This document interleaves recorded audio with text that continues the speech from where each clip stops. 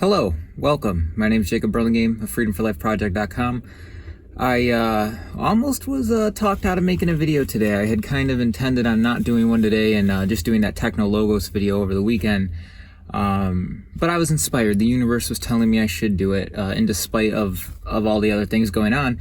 And it kind of started with anger. Anger was what I was going to make this video on because I was all of this morning I was in my head very angry at an individual who harmed me in the past. And it just got me thinking a lot about anger. And then anger led me into thinking about love, truth, and care. So I think that's going to be kind of, we're going to talk about four things that could all be entire videos on their own. I intend this to be extremely rambly, but I think it's going to be good. I think I want to first start with that though, and that is love. And one thing I'd want to say is that I view if not one of the greatest acts of love you could give to another individual, the greatest love you could give to them is to tell them the truth. And that sounds kind of like, tell them the truth. Like, what are you talking about there? But I really do think that is the most loving thing you could do to not only your family, your close relatives, but to another human being, is to tell them the truth. Now, why is that? Well, to tell somebody the truth, you first have to care about them. You first have to be at a point of care and understanding of that individual. First off, knowing them enough to know what you need to tell them. But it starts with that care, and then through that care, you tell them the truth, and that is love. Love is telling that person the truth that is oftentimes going to make you uncomfortable. It's going to make the person listening to it uncomfortable that you need to tell it to. But this is a very important aspect of our relationships that I think is been really harmed. And it comes out of this real evil thing I've noticed, and that is like, I don't know what to call it other than bullshit love, false love. And that is this idea that in my family anyways, and I imagine a lot of others, we have been told, or I have always been told from them because this is what they do, and that is the idea that to love somebody is to lie to them, essentially to say nothing of the things that they have done that is wrong, even if they have directly wronged you and that angers you. What you will do the next time you see that individual, if we're operating under this bullshit form of love, is you will say nothing. And that is what we have been conditioned to do, is to lie to each other, to omit the truth, which is, I view as part of lying, is to omit the truth, to say nothing. You don't have to directly make a lie, but to say nothing, that can be just as bad. And yeah, when the next time you see that individual, you're not going to tell them the truth. You're going to continue to pretend that everything is fine, that nothing bad happened, and nothing was wrong, nothing needs to change. And that's a real evil thing for not only yourself and your expression of anger and, or just speaking to that individual, but also to that individual themselves, because you have now kind of through omission affirmed that behavior. You have not told them, like, look, that behavior was wrong. Don't do that again. You wronged me. And that's what mature adults would do. Mature adults, psychologically mature adults, you would go through that confrontation. You would say, yo, this wasn't cool. This was bad. This was a wrong thing you did. And then if that person's also an adult, they'll say, yeah, I see what you mean. That was wrong. The justification here, whatever, yeah, I totally get it. We'll move on. And now your relationship is stronger, and you actually have a real relationship that has that give and pull and give and take, and that real communication between you two. But nowadays, what this bullshit form of love that I see is, well, pretend everything's fine. If someone does something wrong, not even directly to you, but is just thinking wrong. And this is, the idea, for most people, that would probably be, oh, so you're saying if someone's thinking wrong, you need to say the truth to them, say something to them? Yeah, you do. And I also think that part of this is because it's interesting to me that the way I see it is, we're much better at identifying other people's lies to themselves than we are of experiencing our own that got confuddled. We're great at lying to ourselves. Like, we lie internally to ourselves all the time, and we eat that up and we believe our own lies. But it's much easier for another person who knows, cares, and loves another individual to see their lies that they're telling themselves, because usually if you're lying to yourself internally, at some point in time you're going to express that externally, and it's much easier for a separate person to look and see, oh, well, that's a lie, you're deceiving yourself, man, you're being delusional, you're not telling yourself the truth. And I kind of view that as our responsibility to help other people in that way, which is helping them. It is saying, hey man, you're lying to yourself there, you're being delusional there, and come back to reality, come back to truth. Truth, what is truth? Truth is, what was, what will be. It's very simple. A lot of people now are even arguing, truth even exists. You got the solipsists saying, well, there is no such thing as truth, making a truthful, factual claim, saying there is no truth. You've already defeated your own argument. Solipsism is a whole other thing to talk about, but I do think that is part of this whole bullshit form of love that I'm identifying. I'm feeling I knew this was going to be very rambly, but the reason I started with this was anger. I was thinking of anger today, and anger really revolves around love and care, because that is where a lot of the emotion of anger comes from, is through, one, caring about yourself enough to understand that when your rights are being violated, or when someone is violating you, to care enough to express anger, to express this emotion in return, because it is warranted. It is righteous anger. Someone is trampling and raping your human rights. You are obviously in the right to be angry about that, and anger is what can inspire a lot of action in terms of that, into stopping the violation of your rights. So anger is one of those things that is really targeted to get stamped out of us, because if you're dealing with a slave, what do you want to stamp out of the slave the most? The emotion of anger is probably going to be well up there on your list of things to get out of there. And I was thinking about how there's kind of three different broad groups of people I see with anger. And that's the first person, which is, you get angry at everything, and you're almost looking for anger, but you're also just placing anger on such minute little intraday tasks or events that you basically are guaranteed to occur like 3 to 4 times a day, like very, very petty, low things, and you decide, oh, this is something I'm going to get angry about, and it's such a low, petty thing that happens so frequently throughout your day, you've basically guaranteed yourself at least 4 or 5 rage moments throughout the day. So this is a person who you're just angry all the time. You're like it's like gasoline, where it's like it's just a gasoline that's allowed to be sat out and fumes. As soon as you get close with that match, it's a big explosion, and it's going off all the time, but it's never directed. It's never at anything warranted. It's not righteous anger. It's petty, and it's vapid in a lot of ways.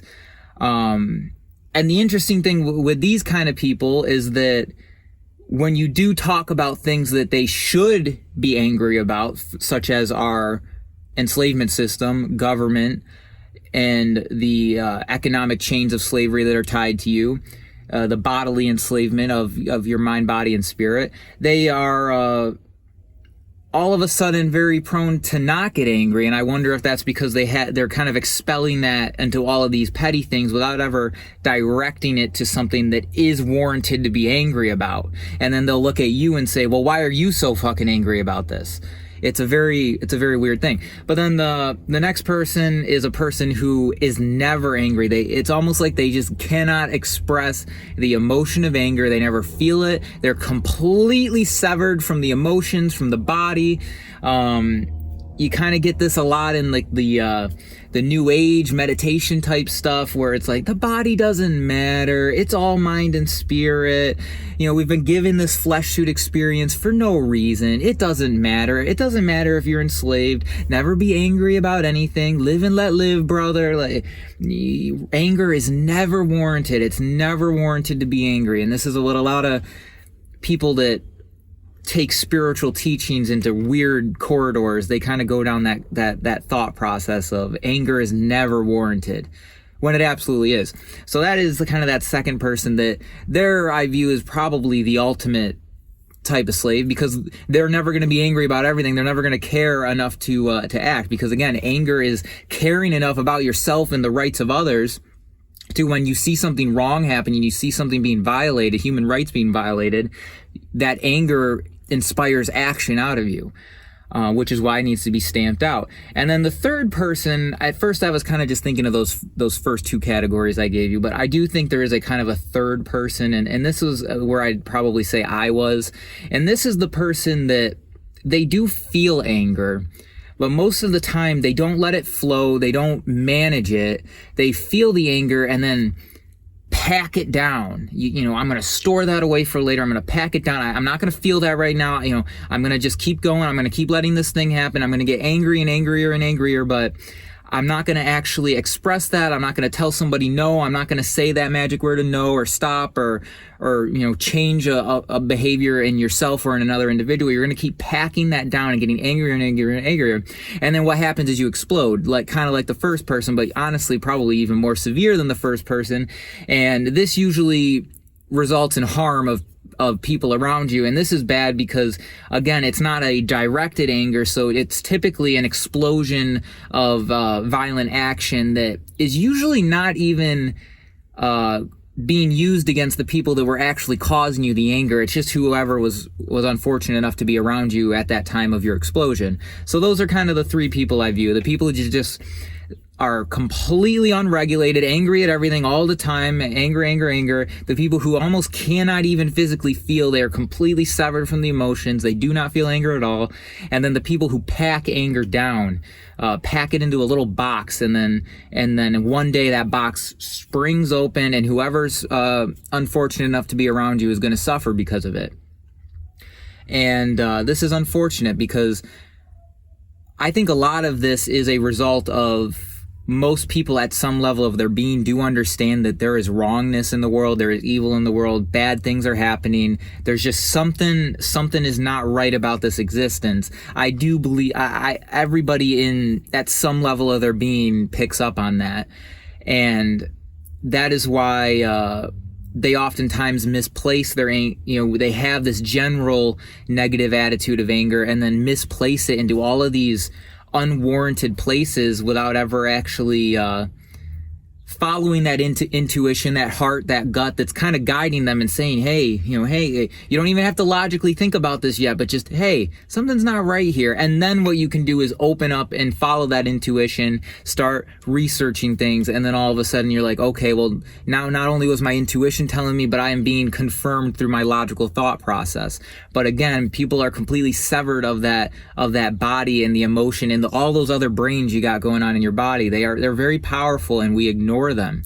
We don't take advantage of that intuitive aspect of humanity, and it's unfortunate because that is one of the greatest gifts of humanity. I love John Taylor Gatto in one of his books. He had said, human beings transcend rationality. I love that because think of something like a computer. If you were to think of that as being purely rational, think of how stupid a computer is. If you don't tell it exactly what to do, it will break. So, and a lot of people do seem to be on that whole rational train, pure rational thought. Human beings are not purely rational, and that's not to say that that's a bad thing. I think that's all I wanted to say. I was speaking of love, care, and freedom. Again, bullshit love. Stop lying to people. Tell people the truth. The truth is what will set us free. And again, think of a reality in which because we lie to ourselves all the time. So think of that reality where you're lying to yourself internally. At some point, you're going to represent that or speak that to a group of other people around you. It's inevitably going to happen. And then imagine a world in which every single person around you stopped and was like, dude, you're wrong. No, you're wrong. You jumped there. You're deluding yourself. Go back to the drawing board on that one. You need to reevaluate. It's wrong. And I think this is also part of why it becomes so difficult to tell people the truth, because that ball of deception and lies that a person develops internally, it gets bigger and bigger and stronger, and it becomes harder and harder to break down. So if we were able to snuff this stuff out as soon as it was happening, as soon as it was starting, as soon as you saw someone lying to themselves and deluding themselves, if we were able to communicate and say, you need to reevaluate that because you're wrong. You have an error in your thought there. You have an error in your being. And again, I'm aware most people can't even talk about the idea of truth. So the idea of saying that it is our responsibility to tell people the truth, and that telling someone the truth is the ultimate level of care and respect and love that you can have for another individual, which that just is perfect sense to me. Think about when you're out in public and someone's interacting with you and you're like, oh man, I don't really care about you. I'm going to give you a little lie. I'm going to give you whatever I can do to lessen this exchange and move on with my day. It's an extreme lack of care in that individual. So no, you're not going to tell them the truth because you don't care enough to do so, because telling people the truth can be uncomfortable. Especially when people do shitty things. It can be very uncomfortable to tell people the truth. So again, we gotta understand that there are times to be angry, and it is when that truth is being violated. It is when your rights are being violated. That is when it is righteous to be angry. And I know even that word, to be righteous, to stand under your rights, to understand your rights, even that word has a very negative connotation right now, where we got everyone running around saying, well, my head, my mind is all of reality. You all live inside my head. That solipsistic thought of my mind is the universe. My perception is truth. No, there is the truth. It is singular, and that terrifies us. It can be scary. It can be scary to the human ego to say, there is a truth, and you can be on it sometimes and you can be off it sometimes, but it should be our goal to evolve and to continue to get as close to that truth as possible. I think that's about everything. So stop lying to other people, even through omission of the truth. I view that as just as bad. And I hope there's other people who came up in families to where that's not the case, of this evil, false love that, I don't know, in my life, I've seen that as pervasive, of the idea of it is to love somebody is to lie to them or to omit the truth. Just live and let be, say nothing, just pretend that nothing happened. It's complete nonsense. It needs to be stopped, and we would have a better humanity, a better state, the condition of humanity would improve if we all stopped lying to each other and started to tell each other the truth. And not our perceptions of the truth, but the truth, which is scary, but that's the truth. Enjoy the rest of your day.